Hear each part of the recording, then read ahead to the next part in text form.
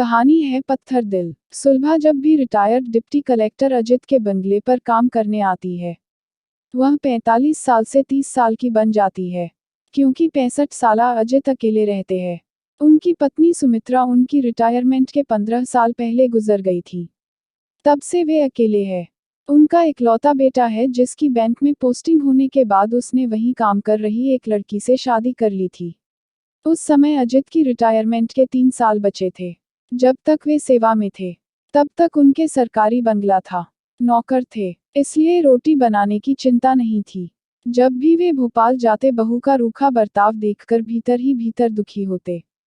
सोचा था कि रिटायरमेंट के बाद वे अपने बेटे के पास रहेंगे, मगर बेटे का बदला बर्ताव देखकर उन्होंने अपना मन बदल लिया और रिटायरमेंट के बाद वे छोटा सा मकान खरीदकर उसी शहर में बस गए जिस शहर से वे रिटायर हुए थे। रिटायरमेंट के बाद सरकारी बंगला और नौकर छूट गए थे, इसलिए वे खुद ही रोटी बनाते थे, कमरे में झाड़ू लगाते थे और कपड़े धोबी से धुलवाते थे। इस तरह वे चौका चूल्हे में माहिर हो गए थे। मगर जैसे जैसे उम्र बढ़ रही थी, शरीर में कमजोरी आ रही थी, रोटियां बेलने में तकलीफ होने लगी थी। जब अजित की पत्नी सुमित्रा गुजरी थी, तब रिश्तेदारों ने उन्हें दोबारा शादी करने की सलाह दी थी, पर तब उन्होंने मना कर दिया था। रिश्तेदार कई रिश्ते भी लेकर आए, मगर उन्होंने सभी रिश्तों को ठुकरा दिया था। अजित तो अपने बेटे के पास ही बाकी जिंदगी बिताना चाहते थे, मगर ऐसा हो न सका। अब जाकर उन्हें एहसास हुआ कि आज वे अकेले जिंदगी काट रहे हैं। जब उनसे रोटियां नहीं बनने लगी, तब उन्होंने सुलभा को रख लिया। शुरुआत में तो वह ठीक ठाक रही, मगर जैसे जैसे समय बीतता गया, उसके मन के भीतर का शैतान जागता गया। वह जानती थी, अजित का बेटा उनसे दूर है, इनका विश्वास जीतकर सारी धनदौलत हड़पी जा सकती है। इसके लिए उसने योजना बनाकर उसे अपने तरीके से अंजाम देना शुरू कर दिया। दरअसल आदमी की सबसे बड़ी कमजोरी औरत होती है, इसलिए जब भी सुलभा घर का काम करने आती, अपने को बदलने लगी। वह सज-धज कर आने लगी, उन्हें देखकर कामुक निगाहों से मुस्काने लगी।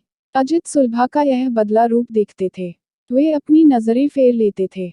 तब सुलभा मन ही मन कहती थी, कितने ही विश्वामित्र बन जाओ, मगर यह मेनका एक दिन तुम्हारी तपस्या भंग करके ही रहेगी। इसके बाद सुलभा जितनी देर घर में रहती, वह अपना आंचल गिरा देती, बर्तन मांजने लगती तो पेटीकोट ऊपर चढ़ा लेती। अजित सुलभा के इस बर्ताव को समझ रहे थे। एक दिन वे बोले, तुम शादीशुदा हो, ऐसा मत किया करो। सुलभा उस दिन तो चुप रही। फिर अगले दिन उसने कहा, आपको बाईजी की याद तो सताती होगी। क्या मतलब है? जरा नाराज होकर अजित बोले, मेरा मतलब यह है साहब, सुलभा बोली, आप अकेले हैं तो आपको बाईजी की याद तो कभी कभी आती होगी, जब रात को अकेले सोते होंगे। क्या कहना चाहती है तू? मैं यह कहना चाहती हूँ साहब, अगर आपके मन में कभी औरत की जरूरत हो। सुलभा मुंह संभाल कर बोल। बीच में ही बात काटते हुए अजित बोले, मेरे सामने कभी ऐसी बात मत करना। जी साहब, माफी मांगते हुए सुलभा बोली, एक दिन आपने ही तो कहा था कि बात कहने से मन का बोझ हल्का हो जाता है। ठीक है ठीक है, बीच में ही बात काटकर अजित बोले, मगर मुझे किसी औरत की जरूरत नहीं है। मगर अजित की समझाइश का असर सुलभा पर नहीं पड़ा। उस दिन के बाद तो वह और मेनका बन गई। उसका आंचल गिराना जारी था। यह करके वह अजित की कमजोरी पकड़ना चाहती थी, मगर उनकी तरफ से कोई हलचल नहीं मचती थी। ना जाने कैसा पत्थर दिल है उनका दिल, आग के सामने भी नहीं पिघलता। ऐसे में एक दिन सुलभा की सहेली लीला ने पूछा, तेरे विश्वामित्र जी पिघले कि नहीं? कहाँ पिघले, ना जाने किस पत्थर के बने हैं। इसमें तेरी कमजोरी होगी। सब कुछ तो कर लिया जो एक औरत को करना चाहिए, इसमें मेरी कहाँ से कमजोरी आ गई? तब तो उसकी जायदाद कभी हड़प नहीं सकती है। अब उसके सामने बिना कपड़ों के होने से तो रही। तुझे ऐसा कुछ करने की जरूरत ही नहीं है, कहकर लीला ने उसके कान में कुछ कहा।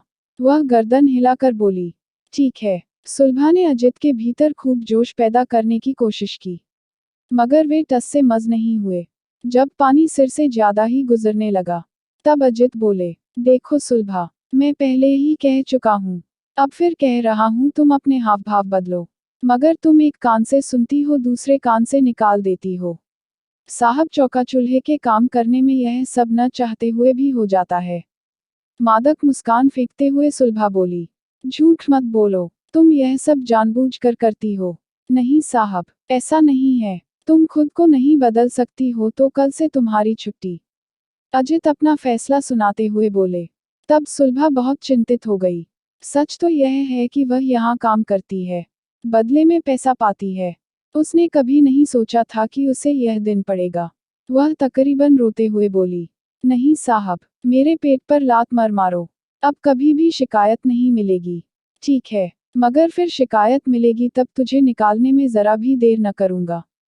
कहकर अजित भीतर चले गए। सुलभा तिल मिलाती रह गई। ऐसी ही अच्छी कहानी देखने के लिए इस कार्ड पर क्लिक कीजिए। अगर आपको कहानी पसंद आए तो लाइक और शेयर कीजिए और चैनल को सब्सक्राइब करना मत भूलिए।